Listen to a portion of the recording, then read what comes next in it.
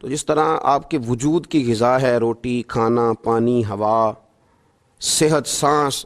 یہ آپ کے وجود کو زندہ رکھتی ہے، تو ایک روح کی غذا ہے۔ روح کی غذا ہے رب کریم کا ذکر، اللہ کی یاد۔ ہمارے ہاں زیادہ تر یہ ہوتا ہے کہ اللہ کا ذکر تو کیا جاتا ہے تو اس طرح کیا جاتا ہے جیسے طوطے نے کوئی لفظ رٹ لیے ہیں تو اب وہ بیان کر رہا ہے نا۔ ہمارے صوفیاء نے، بزرگوں نے لکھا ہے کہ وہ جو کہا گیا کہ الا بذکر اللہ تطمئن القلوب، یاد رکھو اللہ کے ذکر میں دلوں کا چین ہے، تو بعض لوگ کہتے ہیں میں تو بڑی تسبیح پڑھتا ہوں پھر بھی بے سکون رہتا ہوں۔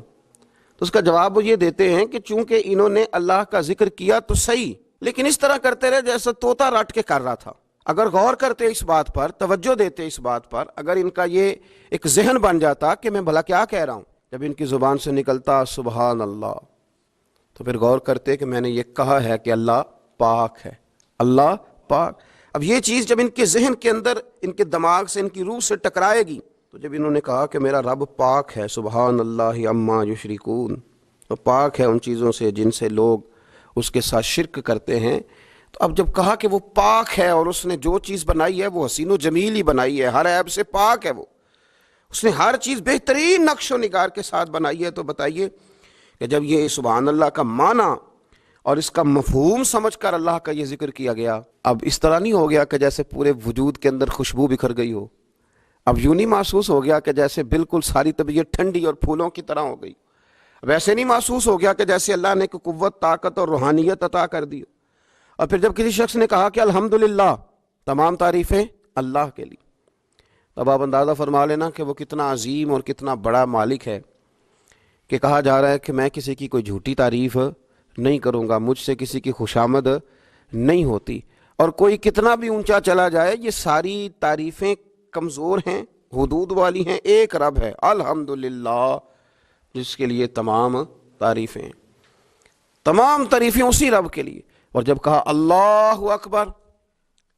اللہ بہت بڑا ہے، جب اس کی زبان سے یہ جملے نکلتے ہیں تو آپ ذرا غور فرمائیں کہ وہ کہاں پہنچ جاتا ہے۔ وہ پھر کیا کبھی کسی سے ڈرے گا؟ وہ کسی چیز کا خوف طاری کرے گا؟ کوئی چیز ایسی ہوگی جو اس کی نفسیات پر حاوی ہو سکے؟ سب سے بڑا تو اللہ ہے، تو وہ کبھی بھی کسی بڑے آدمی کے رعب کا شکار نہیں ہوگا، وہ کبھی کسی کی دولت، کسی کا اقتدار، کسی کی قوت اور کسی کی ظاہری طور پر تھوڑی بہت چمک اسے خیرہ نہیں کر سکے گی، اس لیے کہ وہ جانتا ہے کہ اکبر صرف اللہ ہی ہے۔ تو اب اس کے اندر بہت بڑی طاقت آئے گی، بہت بڑی ہمت آئے گی، وہ بہت زیادہ اپنے آپ کو قوت والا محسوس کرے گا۔ تو یہ جب تھوڑا سا غور کرتا ہے کہ میں کیا کہہ رہا ہوں، میری زبان سے کیا نکل رہا ہے، تو پھر یہ ذکر الہی اس کو ٹھنڈک دیتا ہے، پھر اس کو سکون دیتا ہے، پھر اس کو قوت ملتی ہے۔ اس لیے میرے نبی پاک صلی اللہ علیہ وسلم نے فرمایا مثل الذی یذکر ربہ والذی لا یذکر مثل الحی والمیت، او کما قال صلی اللہ علیہ وسلم۔ یہ بخاری مسلم کی حدیث ہے۔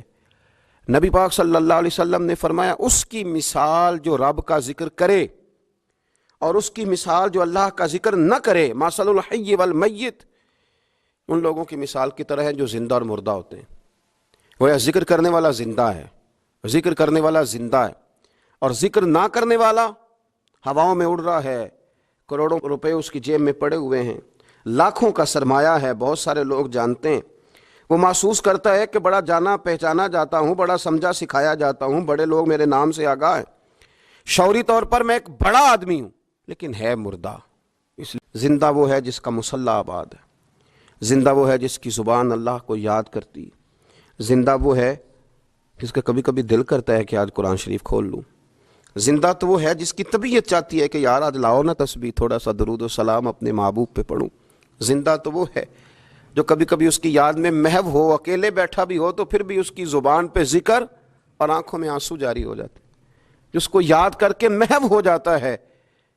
یاد رکھیں ذکر الہی انسان کو زندہ رکھتا ہے، توانائی دیتا ہے، روحانیت دیتا ہے، اس کو سکون کی دولت دیتا ہے۔ اپنے معاملات کو جب ترتیب دیں تو اذکار کی پابندی کریں۔